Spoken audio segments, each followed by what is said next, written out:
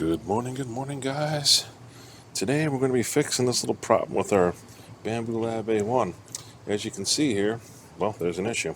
So this is something that I've found to be pretty common with this printer, and that it'll occasionally get a blowout, and it'll do this. Usually you get this big booger of, like, PLA that's there. But anyway, so yeah. So this is pretty much shot, and we're going to replace it. I'm going to show you how to do that.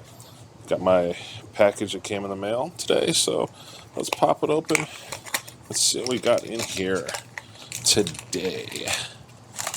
So it came with a new set of screws,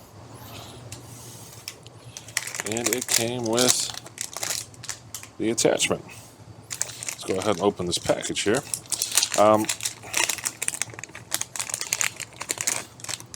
So normally you'll undo this last. I undid this and took this out as far as I did because I was trying to save it at the time. There's been a couple times where I've had this blowout, and I've been able to undo this real quick and get this stuff out before it cools, and then be able to clean it up and reuse it. Did not happen this time. So as you can see here, let me get this piece here. So we have, this is the new piece. There's 2 holes here and then 1 right here. Those are your 3 screws are going to go.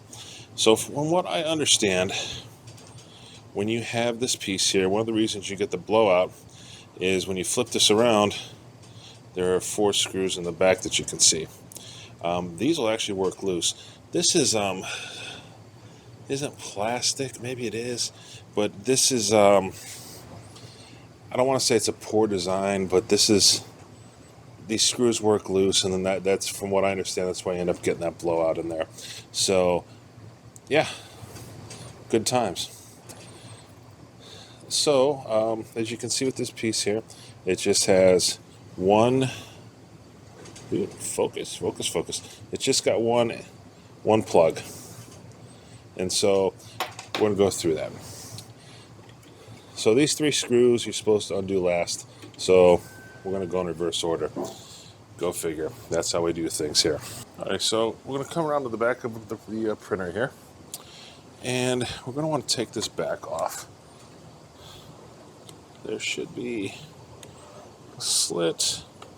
Let me see what we got here. Let me break out my handy iFixit kit. Why? Because I'm going to fix it. So this back will pop off. Be careful. It's got these clips. You don't want to bust them. But that'll pop off there. This wire right here is the one that we need. Now, if we swing around to the side here, there is a piece right here. I just cut my nails today. All days to do it. You can take this, and this will slide right out, and this will enable you to get this wire out. Alright, so we'll go back around to the front here, and so this piece here has to come off. So what we have to do is we have to remove this screw, there is a screw right here, and then there's a screw right here. So we're going to do those. Let's do this one down here first.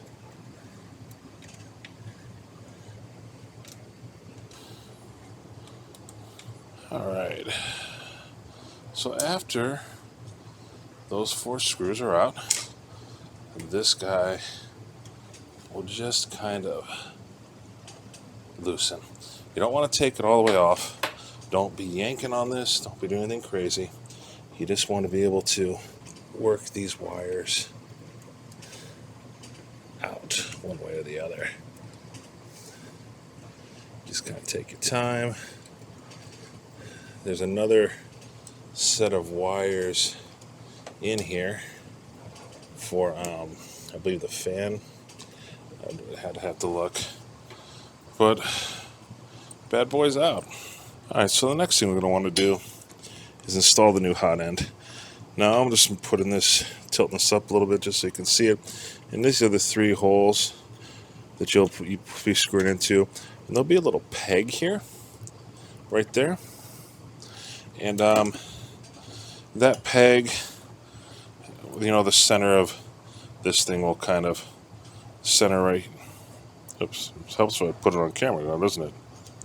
So the center hole there is what that peg will sit on, and then the other 3 holes is where you'll put the screws.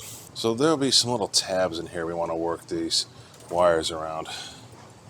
Now if you took this whole thing off, it'd probably be a lot better to get in there. To be frank, I don't want to do that because then I got to unplug a lot of stuff. I got to re-feed it back in there. I'd rather just not do that. So what I'm going to do is get this bad boy in here. We'll start to feed these wires into the channel. Just kind of start to tuck it under the tabs. And if I wasn't trying to get a camera angle, this wouldn't be so bad. Actually, I'm just gonna do this real quick. Let's move this way. A little bit better there.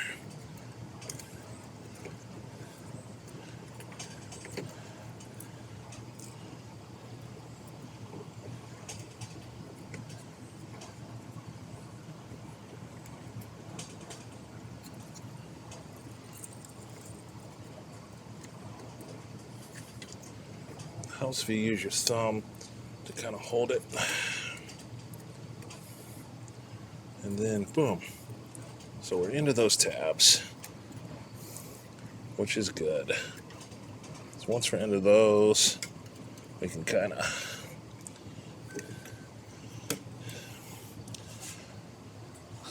close that a little. I'm going to go ahead and secure the hot end piece, the hot end clip, whatever you want to call it.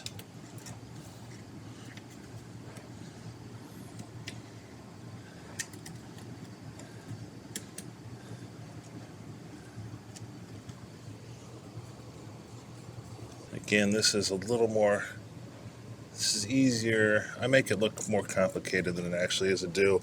And a lot of that's because, well, I'm trying to get a camera angle. I want you guys to try to be able to see a majority of what I'm doing here. Really, when you don't have to deal with the camera, it's a lot easier. Snug them in there tight. One of the reasons I use the new screws instead of the old ones is it's got that blue gook on it. From what I understand, it's supposed to help it hold in there a little bit better. But like I said, we'll find out. All right, so we are not going to tighten this on just yet. We're going to go around to the back. And we want to make sure all of our wires feed good. Make sure they go through this channel, get in. Then we can go ahead and clip this back in. So that's in there. Our wires look like they're routed pretty good. So we can go back to the side and get this guy in there.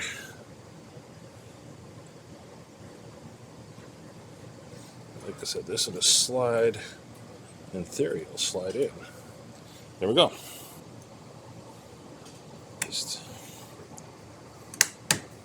Alright, so now we can go back to the front and we can tighten this bad boy up. Again, this only takes a couple minutes to do. Let's get the one on the bottom corner. And this one guy here. All 4 of those are in. Pop this back on. All right.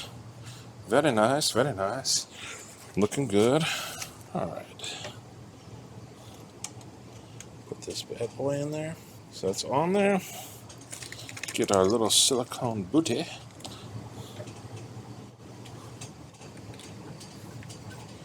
That guy's on there. And voila, we're good to go. So, whenever you do any type of maintenance to your printer like this, the first thing that I would tell you to do after you set it up is run a calibration. Maybe I'm a little paranoid, maybe I'm not, but I would always run a calibration, make sure everything's lined up and doing everything it should. And then after that, do a test print. Do the yield benchy and go from there. Anyways, guys, thanks for watching. Please like and subscribe if this is helpful. And then, like I said, good luck if you got blowout. Talk to you guys later. Peace.